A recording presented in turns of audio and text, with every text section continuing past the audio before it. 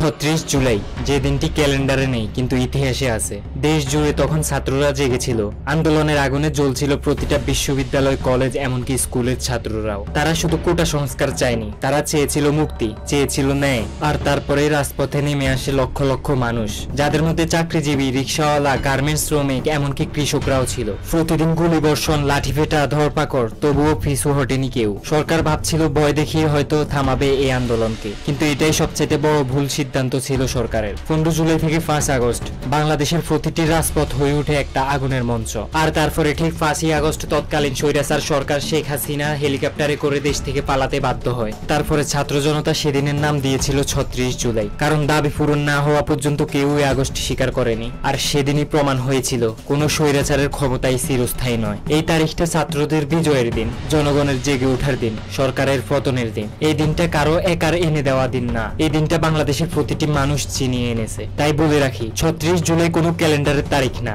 এটা এক বিপ্লবের চিৎকার। এটা আমার, আপনার, আমাদের সকলের মুক্তির দিন।